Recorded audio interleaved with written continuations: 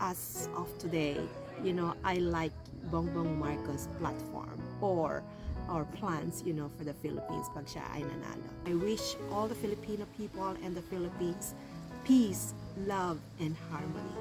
Let's get our channel. Thank you.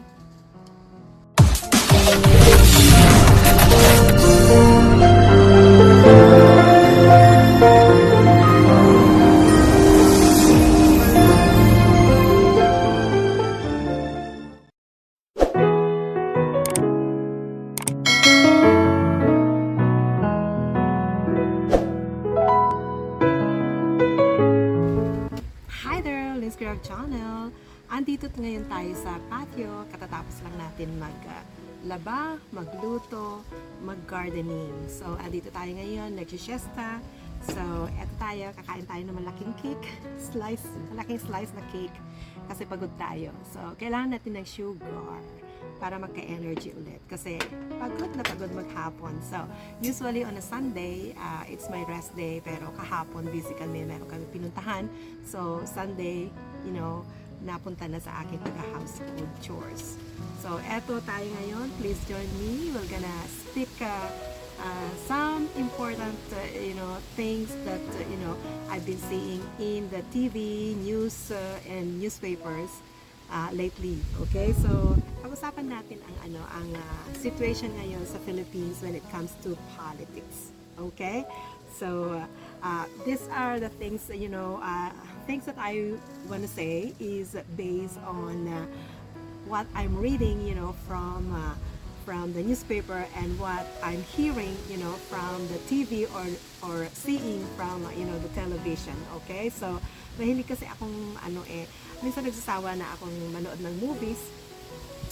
Ang mister ko mahilig manood ng movies. So, minsan iniiwanan ko siya. So, ginagamit ko yung laptop ko, nanonood ako ng mga TV Patrol, mga ABC News ba yun? Yung mga news na para sa Pilipinas. Okay? So, kasi sa umaga, early in the morning, I usually watch, Canadian news, yung nangyayari dito sa Canada. And then, in the evening at before bedtime, doon ako nanonood ng mga mga news about, my homeland country, Philippines. Ayan. So, merong mga negative, may mga positive. So, sooner or later kasi, pag nag-retire na tayo, magiging resident na rin tayo sa Philippines, right? So, balak natin mag-dual citizen. So, maybe next year, so, pwede na tayong bumoto. So, parang, kumbaga sa ay nagkakaroon ako ng interest, na makita kung ano ba ang sitwasyon ng bayan kong minamahal. Doon ako pinanganak sa Philippines. So, ang puso ko at saka ang isip ko ay Pilipino, syempre, kahit Canadian tayo. So, and of course, dahil mag-dual citizen na kami, so, boboto na rin kami next year. So, before May election, siguro nandyan na kami sa Philippines, in God's will and time, at, pagkakas na rin kami ng ballots namin sa mga mga politiko na gusto namin. Okay? So, real talk tayo ngayon. Okay? So, real talk about politics in the Philippines according to what I see and what I hear, of the situation that's going on right now. It's very early, very, very early talaga. Kasi ang election is sa May 2022 pa, as far as I know. Pero ang declaration yata ng mga kakandidato is by October, or that will be next month already because it's now September. But I heard na meron na mga nag-declare. Meron na ako nakikita na Lacson Soto. So, hindi ko masyadong kilala si Lacson. Nababasa ko lang siya. There's a lot of, of things that I read, about him. There's positive and there's negative, things that I'm hearing about him. But of course, Tito Soto, I know him very well through the student canteen and Itbulaga. Doon siya galing. So, kaya kilala ko siya kasi way back, 1990s kami nagpunta dito. So, ibig sabihin, sikat na sikat siya noon sa mga television. At saka parang nagka-pelikula din yata siya. So mahilig ako kay Sharon Cuneta. Isa niya akong fan. So, Sharon's related to Tito Soto. Ang alam ko ay yung mom niya mom ni Sharon Cuneta is the sister of Tito Soto's wife na si Helen Gamboa, which, isa ding magaling na artista. So, kilala ko si Tito Soto, but I don't know him very well when it comes to politics. Kaya, mahirap magsalita, okay? Ang intention ko kaya ko i-real talk ito is, I'm just very, very, sad, that, people in the Philippines, when it comes to politics, there is, batuhan. Ibig sabihin ng batuhan means siraan. Okay, so and I'm very very surprised na merong maiingay, meron ding mga hindi. Okay, so aaminin ko sa lahat na sa inyong lahat na mga kaibigan ko at of course my family. So I've been a Marcos loyalist for the longest time. Okay, so since my father, became a politician, or even before, he became a politician, my father is up now in heaven. So I know that, he's watching right now and he's listening, and I know that he'll gonna be so happy, that he's hearing na ako pa rin ay Marcos loyalist, okay? So, pero hindi tayo bias, okay? So kahit, loyalist tayo, kahit Marcos loyalist tayo, syempre makikita pa rin natin kung ano yung mga mali, yung mga tama, okay? So, isa-isahin natin ito. Okay, so ang naririnig ko na lalaban ng presidential election ay merong si Lacson, naririnig ko si Isko Moreno, naririnig ko si Manny Pacquiao, naririnig ko si Sara Duterte, which lately ay nag-withdraw na siya, hindi na siya kakandidato kasi nga si papa niya ay kakandidato, si President Duterte ay kakandidato as Vice President, nag-declare na yata. So about 2 days ago. So and then si Bongbong Marcos. Okay? So ihuli natin si Bongbong Marcos, okay? Kasi wala akong nakikitang masyadong interrogation sa kanyang pagka-campaign, o kaya sa mga news sinasabi lang niya kung ano yung para sa kanya at para sa tao. Okay? Hindi ko siya narinig na nagbabanggit ng mga iba-ibang politicians o kaya mga iba-ibang names ng mga ibang tao. So hindi ko yan naririnig sa kanya. So kaya ihuli natin siya. So real talk tayo sa mga aspiring, presidential candidates sa Philippines. Okay, let's start with Lacson, who is now, who has now declared, as a candidate. Okay, so as I said a while ago, I don't know him that much. Okay, so dyan, wala tayong masasay dyan. Okay, so I've been in the Philippines, since I was born. So matanda na tayo. So, ibig sabihin, nung pumunta tayo dito 1990s, early 1990s, ay, syempre, may mga nababalitaan na tayo about this person, okay? About this candidate. So, we'll know later what is, his platform and what is his plan, for the Philippines. So, wala pa tayo masyadong naririnig. So, tignan natin later on kung ano ba yung plataforma niya. Okay? So, when it comes to Soto, as I said a while ago, I know him, very well as an artist. Okay? But not too much as a politician. Although, marami ding magagandang balita tungkol sa kanya. Okay? So, let's move on to Isko Moreno. Okay? So, mayor sa Manila. Okay? So, maybe he's not new. Maybe naging vice mayor siya noon o kaya councilor siya noon. Pero, as far as I know, magaling naman siya na mayor. Yun naman ang nababalitaan ko. At saka, marami na siyang na-improve na-improve na mga bagay-bagay, sa Manila. So, marami natutuwa sa kanya kasi Manila is, he has clean, Manila. Marami nang nawala ng mga dumi, mga basura. Pinaganda niya yung Manila Bay ba yan? Oo, yung river dun sa Manila. So, marami na, in a short span of time na naging mayor siya. Kasi ito na ewan ko kung last term niya ba ito. So, hindi, mayroon pa yata siyang 3 term kung lalaban siya as mayor. Pero I think, he is also aspiring to be a president or a vice president. I don't know, kasi hindi pa sila nagde-declare. Pero ang masasabi ko lang kay Isko, pogi siya, di ba? Tapos magaling din siyang artista noon. So magaling din siyang mayor. As far as I'm concerned though, kasi ako may blood din ako na politician, so mahilig din akong ganyan, although wala naman akong balak na maging politiko, pero mahilig akong manood, magsubaybay, mag-follow ng mga politicians. So for Isko Moreno, he's young, okay, he is young, marami pa siyang pagkakataon, para mapag-aralan maigi kung ano ba ang isang role ng isang vice president or president. So he's got lots of time, to get there. So, mas bata pa siya. So, usually, ang mga lumalaban ay mga 50, 60 ganyan sa presidential election. Pero, kung gusto niya talaga, may pinag-aralan naman siya, meron naman siyang kakayahan. So, pero kung ako sa kanya, I maybe to wait, for a little bit more time, and then maybe later on. Okay? So, yun ang aking opinion. Okay? So, it's my own opinion, and I'm not, demanding, or I'm not, pushing anyone, or I'm not trying to put down anybody here. Okay? So, everyone has their good qualities, to become a good president.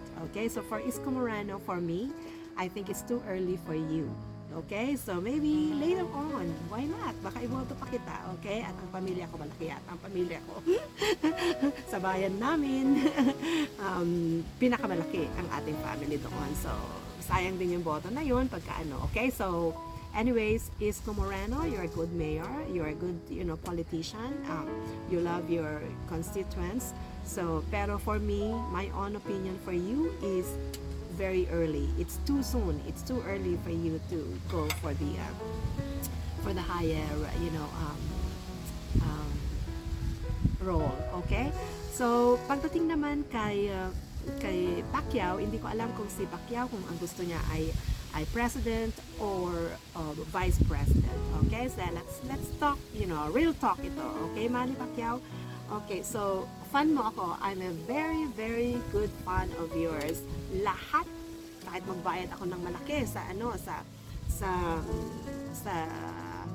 pagbili ng para mapanood kita sa boxing mo. Okay? So, we've been paying for that each time, na lumaban ka. Matalo ka man o manalo, panonoorin ka namin. Magbabayad kami para lang panoorin ka dito sa Canada. Okay? So, ang ginagawa namin pag pinanonood ka namin is we group together, all our friends, we go to one house, like rotation yan. So, lahat kami ay manonood. Nag-cheer kami, we eat, we do snacks, we eat heavy food, most of the time. We drink, wine, we drink beer while watching you. So, and we are always praying for you, for the win every time na lumaban ka. Okay, so ngayon ay ang dami kong nakikita na mga negativity, about you, since you express yourself aspiring to be a president, a presidential candidate. Okay, so Manny, in my own opinion, okay, so bata ka pa rin, you're only 40 something. Okay, so you like Isko, you have all the time, to become a president of the Philippines in the future, but not now. Okay, so this is just my own opinion. Okay, so sa dami ng mga pinagdaanan mo sa boxing mo, sa boxing profession mo, I think it's time for you to rest for a while. Okay, and then maybe later on, while you are a senator, pag-aralan mong maigi kung ano ba yung mga heavy roles ng isang president or isang vice president. Okay, so I know you said that you also had your studies and you also have your or degree, so sometimes degree or education will not help you, in becoming a president or something. Let's talk, about experience. Okay, so nakailang ka na sa Senate, so marami ka na rin sigurong natutunan, and I'm pretty sure that you are, pero I think there's more to learn to become a president or a vice president, so I adore you, for being so kind and generous, to your people, to the people, especially in your area. Pero hindi nakukuha sa ganun eh. Yung hindi nakukuha ng puro bigay, puro kindness, puro generosity, puro accommodation, yung mga ganon. So hindi nakukuha yun eh. sa pagiging isang presidente or pagiging isang vice president. Okay? So nakukuha yan sa experience, sa determination, sa experience, of course education will help, kasi kung hindi tayo nag-aral, paano tayo makakabasa, paano tayo makakasulat, di ba? Paano tayo makakapagpadala ng memo, paano tayo mag-i-speech, ganon. So, of course, education, is the key to success, but experience, is the most important thing for us to be able to, perform a role, lalo na yung magiging president kaya vice president. So, for you, Manny, my own opinion, it's too early. Okay, so maybe you have to stay, tuned and learn more about politics, about being in the in this world of politicians. So marami ka pang pag-aaralan para maging presidente o kaya maging vice-presidente. So it's not all about money, it's not all about building houses for the poor, it's not all about that. Okay, there's a lot of things to learn, to become, a president of the Philippines. Okay, so experience, is the key. Okay, and yung determination mo na kasi ang hirap yung sasabihin mo lang na pagpapatayo ko kayo lahat ng bahay, yung mga ganun ba? So, ang hirap nun kasi mauubos ang pera mo nun. Kaya mauubos ang pera ng gobyerno ko, yun ang gagawin natin. So, I think, instead of saying that, you should have said, that, I will, help, the government, to come up with many resources or many jobs or many employment, for people to be employed and then, build a better, life or living. Parang ganon. Kasi pag may trabaho sila, di ba? Pag kumikita na sila, pwede na silang magpatayo ng bahay nila, ganyan-ganyan. Kasi pag pinagpatayo natin sila ng bahay, tapos wala naman silang trabaho. So, mahirap yun, di ba? So, may bahay nga sila, wala naman silang kakainin. Wala nang ipapakain sa pamilya nila, di ba? So, yun unang-una kasing narinig ko na sinabi mo na you're gonna, help the poor people and build houses. Especially yung mga taga Manila. So, syempre, uunahin muna natin yung mga tauhan natin, ang mga kababayan natin bago mga taga Manila. I know, taga Manila ka, taga Jensen ba yun? Jensen ka, pero syempre, uunahin muna natin kung saan tayo pinanganak, di ba? Pero hindi ako naniniwala sa yung magpapatayo lang ng bahay para sa mahihirap. Mas naniniwala ako na tulungan natin silang humanap ng livelihood, yung mga trabaho para araw-araw sila may trabaho, para every month meron silang susweldohin, di ba? So, ayun. So, Manny Pacquiao, I really adore you as a boxer, but for now, I will not vote for you for president, for May 2022, okay? So, Isko Moreno, I will vote for you as a mayor maybe in the future, as a president in the future, okay? Because you're really a good mayor, okay? So, Ping Lacson, I'm not too sure yet, kasi hindi ko masyadong nasubaybayan yung iyong political career, so medyo magbasa-basa pa tayo ng konti para dyan. Okay? So, the next, aspirant president, si Bongbong Marcos. Okay? So, let's talk about Bongbong Marcos. Okay? So, as I've said a while ago, and, I wanted to be honest, ako ay Marcos loyalist talaga. Ako ay talagang puring-puri talaga kay father niya na si ex-president, Ferdinand Marcos. Okay? So, kung tatanungin niyo ako, wala pang nakakatalo sa kanya na president. Sa totoo lang po. Okay? So, lahat ng mga ine-enjoy natin ngayon na mga bagay-bagay ay, of course, nanggaling sa Panginoon. And, kung nakatira tayo sa Pilipinas, ayaan ay sinimulaan ni ex-president Ferdinand E. Marcos. So, lahat ng yung mga heart center, yung mga hospitals, ganyan, mga amusement centers, ganyan, yung mga kalsada natin, mga flyover natin, mga kung ano-ano na mga ine-enjoy natin na mga ngayon ay pinagpatuloy lang ng mga sumunod sa kanya ng mga presidente. Okay? So, real talk tayo. Okay? So, wala pang naging presidente na nakagawa ng ginawa ni ex-president Ferdinand E. Marcos. Okay? So, real talk lang ito. Talaga lang. Okay? So, nagpapakatotoo lang tayo. So, kung meron kayong narinig na mas maraming nagawa kay Ferdinand E. Marcos, sabihin niyo sa akin.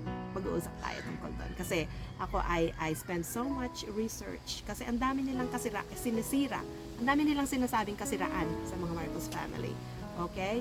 Pero ang mga taong nagsasabi nun ay hindi nila nakikita yung mga sarili nila. Kasi tayo minsan ay magaling tayong maghanap ng butas, para sirain ang isang tao. Pero kung hindi natin tinitingnan yung sarili nating butas at sarili nating kahinaan, ay hindi po maganda yun.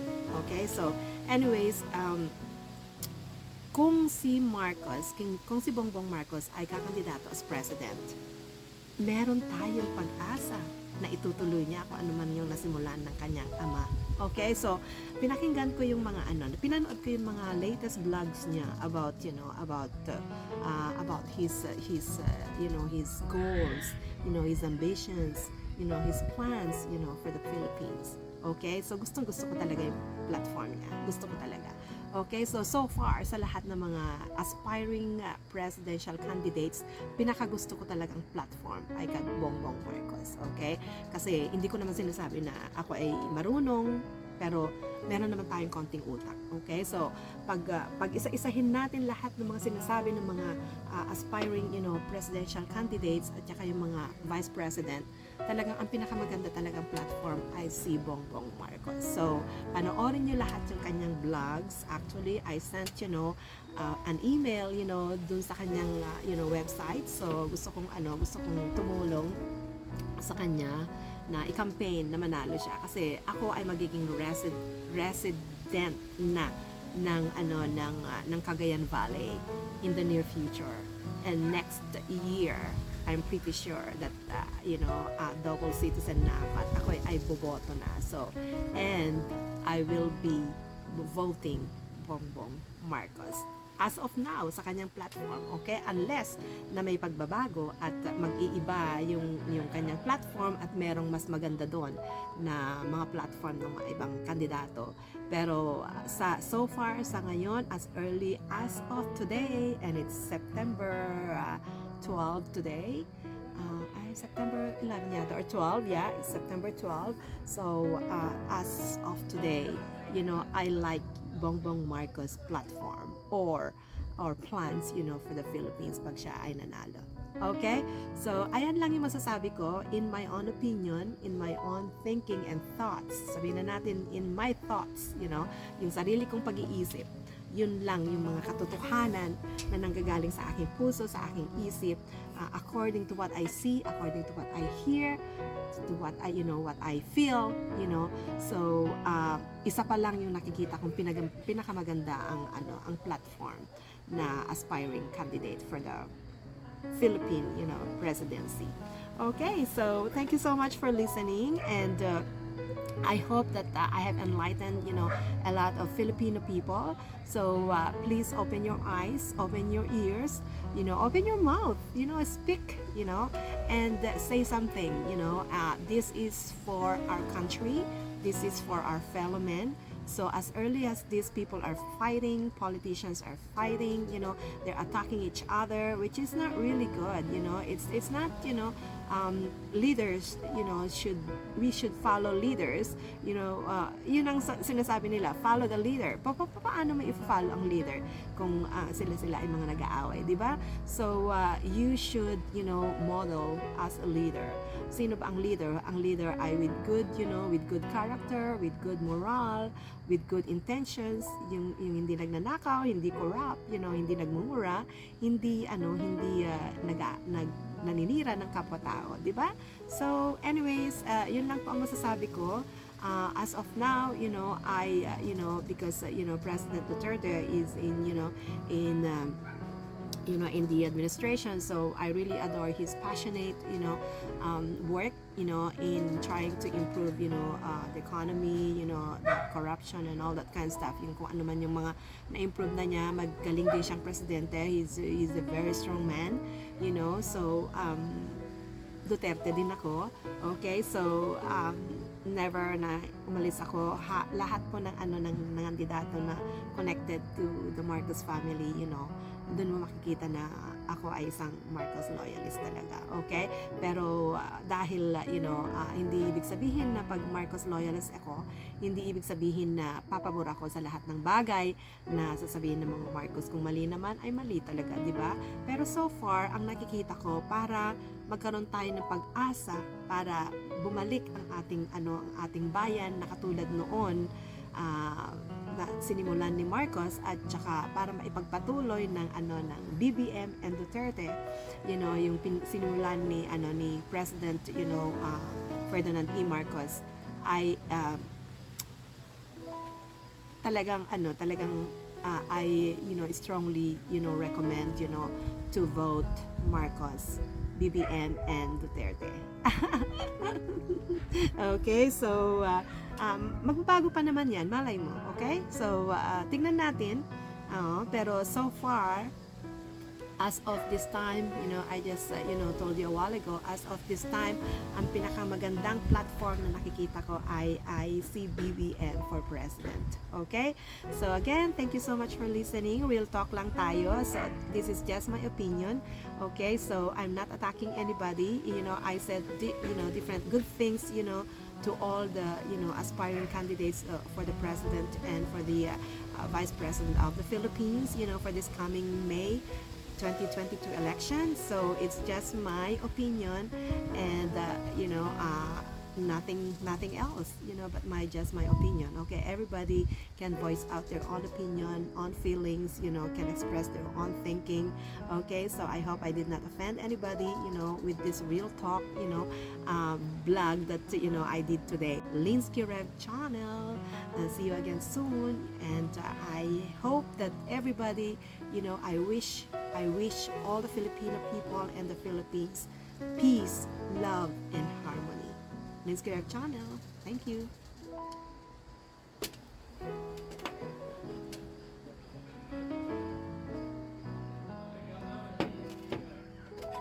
Kain na po tayo.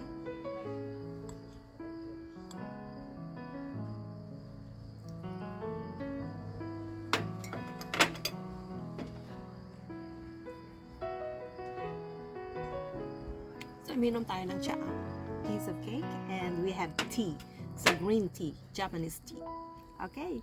Thank you so much again for watching Linsky Rev channel. Love you all. Thank you for all your support.